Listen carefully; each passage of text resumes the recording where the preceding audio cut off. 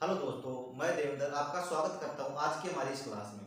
पिछली क्लास में हमने देखा था कि रेडिएशन की थ्योरी को हमने पिछली क्लास में कंप्लीट कर लिया था।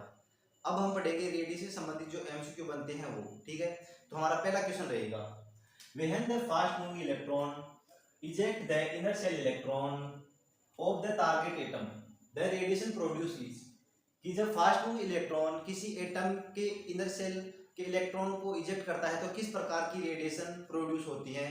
तो हम ऑप्शन रहेगा पहला ब्रेकिंग रेडिएशन, दूसरा करेक्टरिस्टिक्स, तीसरा ब्रह्मस्ट्रालन, चौथा नन ऑफ द अबव। तो इसका राइट आंसर रहेगा करेक्टरिस्टिक्स एक्सरे, ठीक है। सेकंड क्वेश्चन रहेगा, if an X-ray photon has maximum wavelength its energy will be. अगर किसी एक्सरे फोटोन की मैक्सिमम वेवलेंथ है तो उसकी एनर्जी क्या रहेगी। तो हम जानते हैं कि जो एनर्जी होती है वो इन्वर्सली प्रोपोर्शनल होती है वेवलेंथ की, ठीक है। तो इसका राइट आंसर क्या रहेगा, अगर मैक्सिमम वेवलेंथ होती है तो लोएस्ट रहेगी, क्या रहेगी, एनर्जी लो रहेगी, ठीक है। तीसरा क्वेश्चन है, which type of radiation is use in breast radiography. किस प्रकार की जो रेडिएशन होती है जो ब्रेस्ट रेडियोग्राफी में उपयोग में ली जाती है। तो इसका राइट आंसर रहेगा कैरेक्टरिस्टिक्स एक्सरे, ठीक है। नोट कर लो एक बार इसको। इसके बाद में हमारा नेक्स्ट क्वेश्चन रहेगा, तो क्या रहेगा, the shell that is closest to the atomic nucleus is called. कौन सा सेल होता है जो एटॉमिक न्यूक्लियस के सबसे क्लोज में रहता है। तो एम सेल नहीं, एल नहीं, के सेल। तो के सेल रहता है वो न्यूक्लियस के सबसे क्लोज में रहता है, ठीक है। तो नेक्स्ट क्वेश्चन रहेगा हमारा, the radiation produce by the deflection और डीएसिलेशन ऑफ द, क्या रहेगा, डिफ्लेक्शन और deceleration of the fast moving electron. तो कौन सी किस प्रकार की रेडिएशन प्रोड्यूस होगी डिफ्लेक्शन और डीएसिलेशन से। तो रहेंगी हमारी कौन सी, ब्रेकिंग रेडिएशन। कौन सी रहेंगी, ब्रेकिंग रेडिएशन, ठीक है।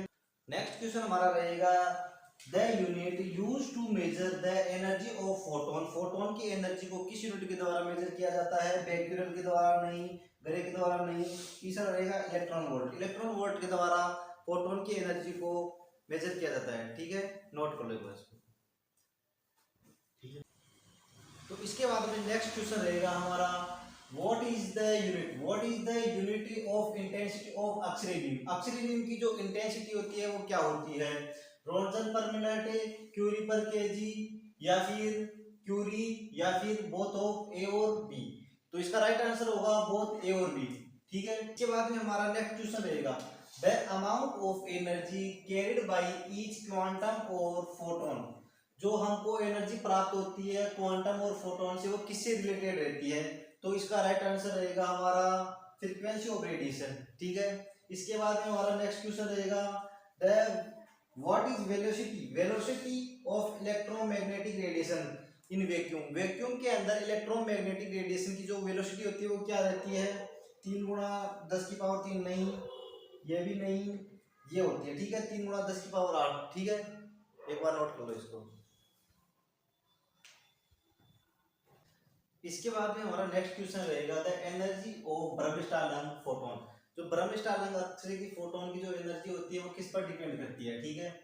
एनर्जी ऑफ इलेक्ट्रॉन इस पर भी डिपेंड करती है, flow close the electron pass to the nucleus इस पर भी डिपेंड करती है, चार्ज ऑफ द न्यूक्लियस के चार्ज पर भी डिपेंड करती है। तो इसका राइट आंसर रहेगा ऑल ऑफ द अबव, इन सब पर ये डिपेंड करती है।